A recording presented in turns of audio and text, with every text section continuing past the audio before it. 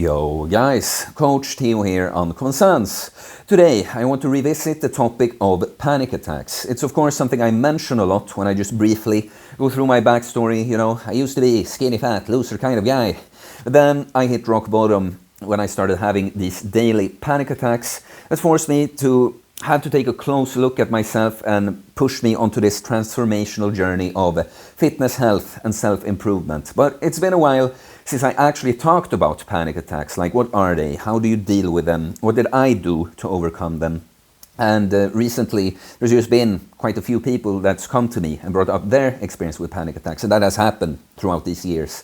Every once in a while, it's quite common these days actually. So I figured it's time to give it another go. But before we get into it, I just want to say I'm a layman here. You know, I think I am someone with a good understanding of the body, how humans work, what panic attacks are, how you should deal with them and that. But I'm not a doctor. This is not medical advice or information. I might use some clinical language like a little bit wrong or something, but with that being said, I still think you can get a lot out of this video. I should also say panic attacks, they happen for different reasons for different people. They might express themselves in a slightly different way for you than they did for me, but I still think there's a lot in here that will be useful to you even if you have a different experience. And I'll also say that I think this video will be helpful to anyone struggling with just some big like fear, trauma, anxiety like that.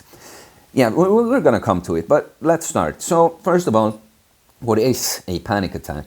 Well, it's basically like the strongest fight or flight response that you can get. So just think about the most stressed or nervous or afraid you've been. It's just that if you never had a panic attack, you're probably gonna think about, you know, a situation where you know why. You know, if you have big stage fright, like I used to have, by the way, or if you're like actually faced with a very threatening situation, physical violence or something. The difference with a panic attack is that it happens for seemingly no reason, or it's just a disproportionate response to, you know, something that should be just a minor stress, just made you feel like you're dying and have to fight for your life, basically. Let's just also talk a little bit about the human nervous system.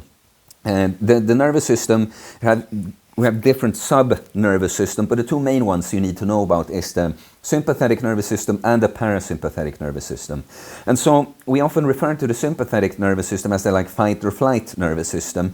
And while that is true to some extent, I would prefer to call it the action nervous system, because it's true. It's often associated with these negative things like fear, stress, anxiety, and yes, that's included. But it's also something like feeling very excited, you know, feeling like pumped, like when you're hitting a good workout in the gym. So it's important to understand that it's not like a good and bad nervous system. And it's so important to understand that even the feelings that we don't enjoy experiencing as much, they of course serve a purpose. It's really all there to serve you. It's just with trauma and life experiences, sometimes things go wrong and things get triggered in a way that isn't really helpful for us. But then we also have the parasympathetic nervous system, usually referred to as the rest and digest nervous system. And I'll say again, there's good and bad here. Like when you're so depressed that you barely can get out of bed, yeah, that's a sort of parasympathetic state. But also when you just feel very mellow and relaxed and like content, that's also a parasympathetic nervous system response. But of course, when we're talking about panic attacks, it's mainly the sympathetic nervous system we're going to be talking about. So first of all, I would say, if you start having panic attacks, you have to figure out why. What I would say is of course, they always say this, you know, if you look up what a panic attack is, they take this example of, when you're a primitive human being and you see a lion on the savannah, that the kind of response, like, that makes you ready to either have to fight this lion or run away, you know. That's pretty much what a panic attack is, you know. But the difference is a lot of the time in the way we live our lives now, that the kind of response you get is just not that helpful for you. Like the threats to you might not be like acute physical threats like that. And so what I would say is often a panic attack should be viewed as just your whole system telling you something is really wrong. Something is just really, really off in my life, and you have to figure out why.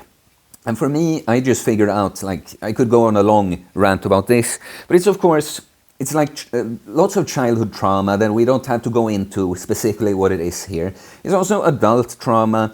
It's I remember I was still healing kind of from a breakup, you know. I also had just realized I've wasted years on an education that I really don't want to work with. I just see all these things that are wrong in the world. I feel so lost, you know. And take on top of this that I've been abusing myself with poor, escapes, vices, addictions, you know, drinking way too much, partying, smoking weed, hooking up with girls, watching porn, playing lots of video games or binge watching TV series, just surrounding myself with people doing the kind of same thing. So that didn't exactly help. So the way I think of it is that actually I saw myself as as a threat to myself. The way I'm in such bad company with myself. I see I'm the one that's like I'm fearing, you know, the way I just am. So scary, that will lead to my demise, basically. But so you have to really figure out what pushed me here, you know. And then, of course, like there might be some things here. I just see all these things stacked up until I just can't take it anymore, and it explodes into these panic attacks. But then I was someone, not for everyone, it happens like this, but I was someone that got what's called the panic attack syndrome, that the first attack, after that I had attacks on a daily basis.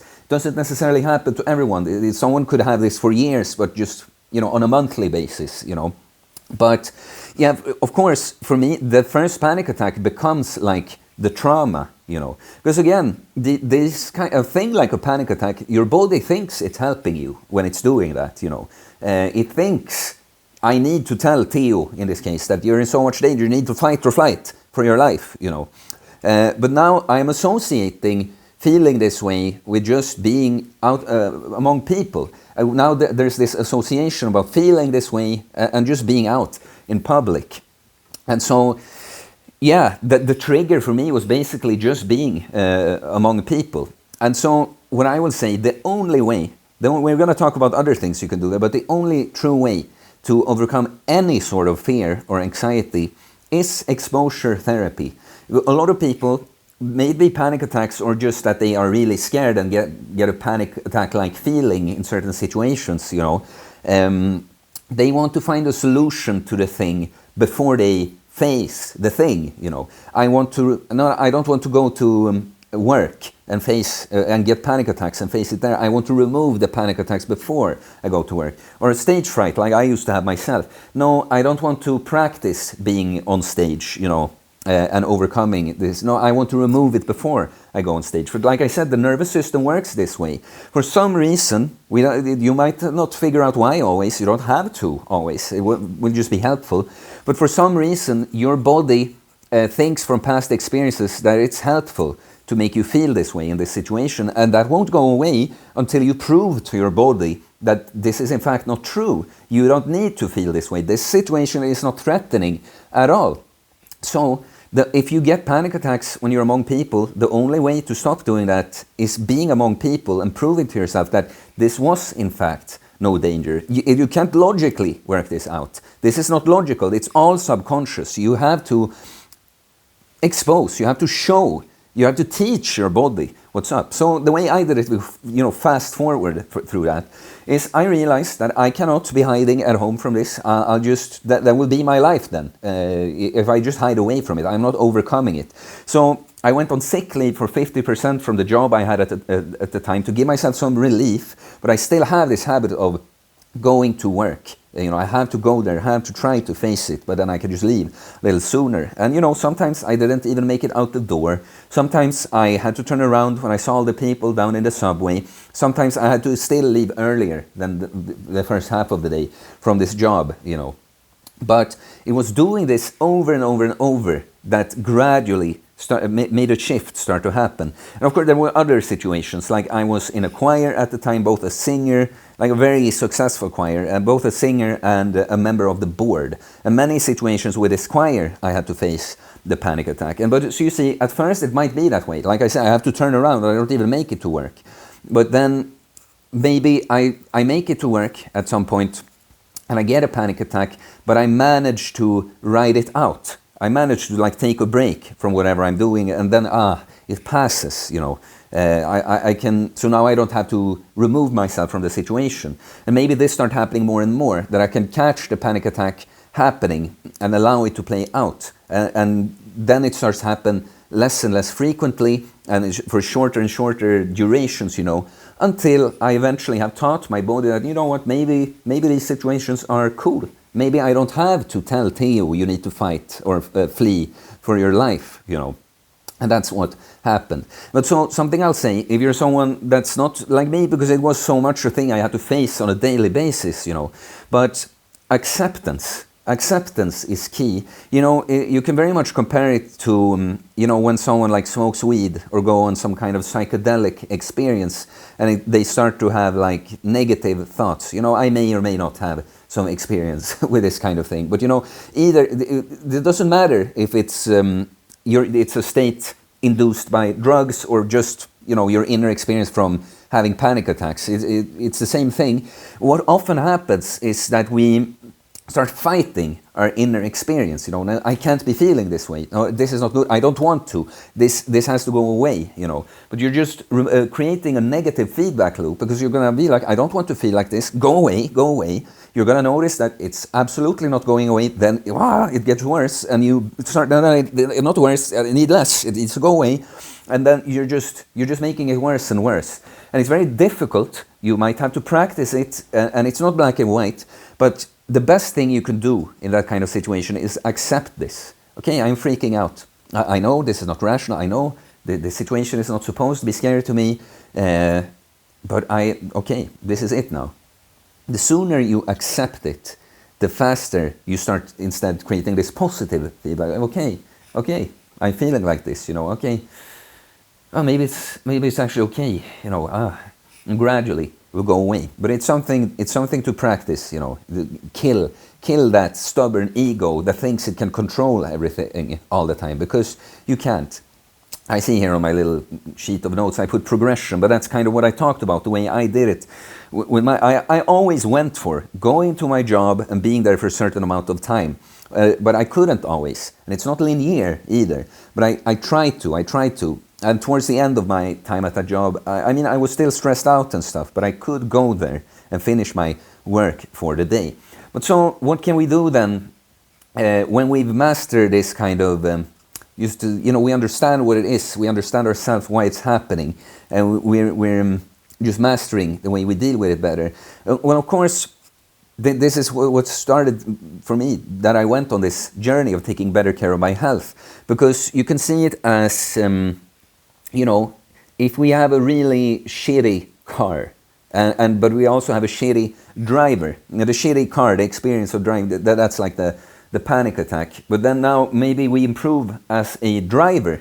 So even if we are in the shitty car, we can manage it, we can get around with this car, but not as good as we could if we had a really nice car, you know. So now we need to work on our car. We need to not only upgrade our software, but our hardware as well. So of course, just eliminating stuff like alcohol or other drugs or things like that, eating a better diet, you know, start training, take good care of yourself, prioritize sleep, you know, anything you can think of that's just healthy, that will help you. And I will, to tie it in back to the nervous system, that people don't think of it this way a lot, but something especially like strength training that I'm obviously a big proponent of, it actually trains the nervous system, you know, stress resistance. You can't remove stress from your life. It serves a purpose to. You shouldn't want to, but what you can do is higher your threshold, you know, so you can be highly stressed without it, like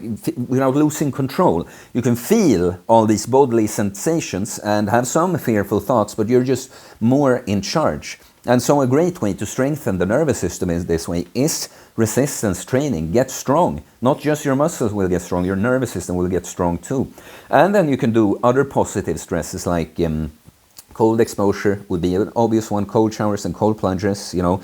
You're literally training being able to be in that discomfort and intense acute stress like the cold is, but just staying in control. You can do sauna. I use the sauna for, sometimes take it more chill, but sometimes I really do intense sessions when I try to push it there. I try to sit still when you want to start doing all this in the heat, So really, just being healthier, upgrading your hardware. So first you master being the driver, but then you upgrade the car. So you actually, have a better driving experience for that reason, not just because you're skilled. You actually have good hardware to work with too. And then there are some specific things to strengthen the nervous system. I'll tell you this to round off. Ever since back then, I've never had a panic attack. I've experienced intense anxiety and stress and fear for different reasons, but and it's still, I'd say that's never a pleasant experience, like especially a thing like fear. But I've always felt like I'm in control still. Like not in control of the way I'm feeling, but my ability to deal with it. I can't freak out in that way anymore like I used to. And I honestly, unless I just throw all these things that I've learned and implemented away, I honestly think it will never happen to me again. But okay, that's it for this video. Please let me know, tell me about your experiences with panic attacks, and ask me if there's anything related to this video you want me to talk more about. I had little notes, but went mostly off the top of my head. I do coaching. All this kind of stuff is what I talk to clients about. I've had other clients that suffered from panic attacks, but it's of course fitness, health, nutrition, mindset, all the stuff I am about on this channel. So you can reach me on Instagram or email if you want to know about my different options for coaching. It's in the description below. Consider becoming a member, supporting the channel that way. It's very much appreciated. And please subscribe for more content about fitness, fasting, losing weight, building muscles, self-improvement, stoicism, mental health, philosophy, spirituality, mindset. It's a mindset, guys. I don't even know. It just is a mindset. Peace.